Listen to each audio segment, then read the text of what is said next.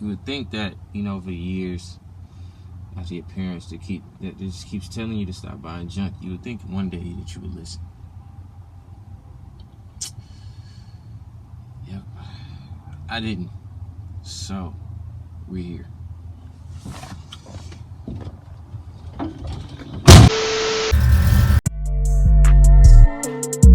Yeah, turn it, really not me, not me.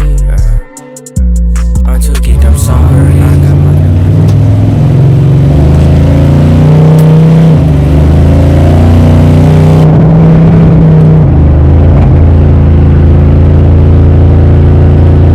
So what we have here is a 1985 Monte Carlo Super Sport, authentic Super Sport. As you can see, we got some LED light action going on. Actually, these lights are fairly new. Now that I look at them all, I never really paid that attention, but now I realize that they are pretty new. It's got an LT1 swap, 3-speed transmission. The cable leaks. We got a cable leak there in the trans.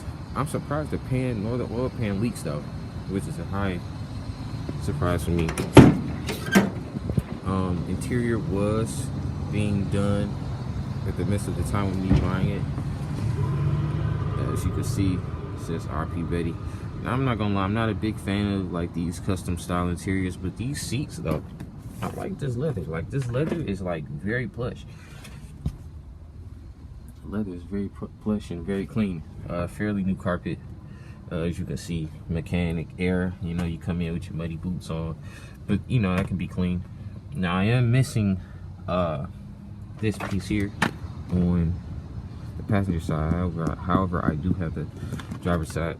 And I think what I was gonna do was I was gonna do a headrest delete and maybe patch it or rewrap the leftover leather with that part right there, just to kind of recycle and save some time.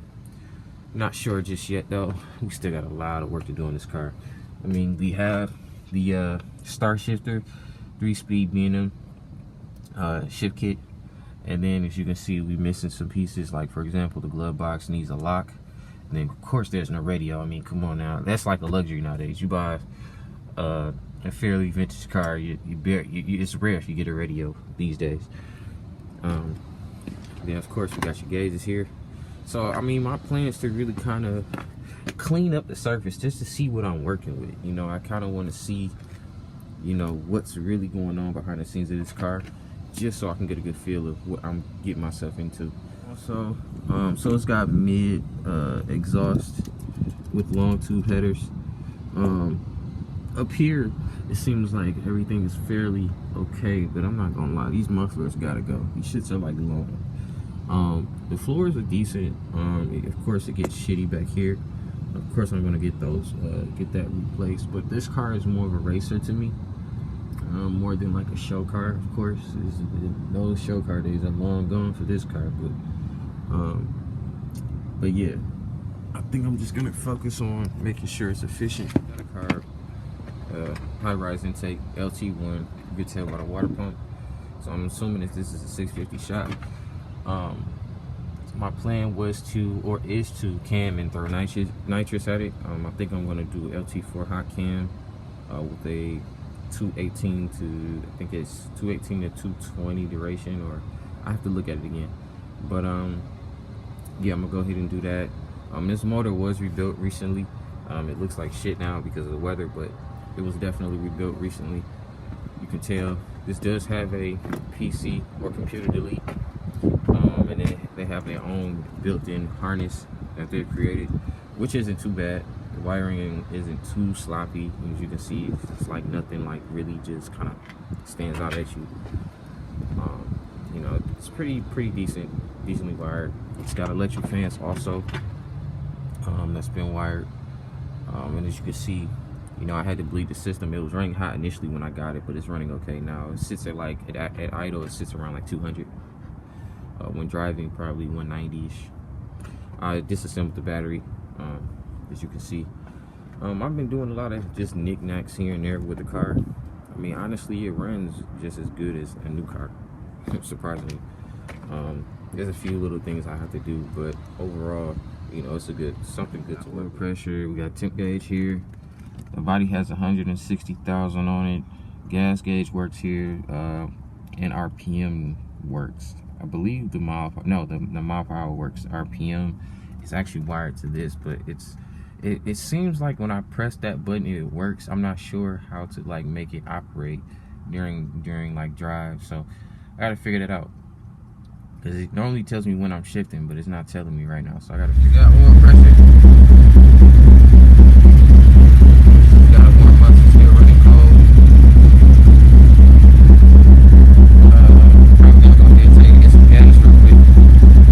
So yeah, we're installing this steering wheel today. I installed this one. So as you can see so far, I got it uninstalled. So I'm gonna try to do this as correct as possible. I'm gonna try to make sure I get this done right. So I just been looking around the car, kind of scoping some things. I just bought this car about a month ago, so I've been doing a lot of work to it. As you can see, I've been taking it apart, putting it back together, things like that. So yeah, man, let me go ahead and get started. Kind of show you guys what to do as well too, as far as the proper install. So this is actually universal. And as you can see, there's the horn already wired up and ready.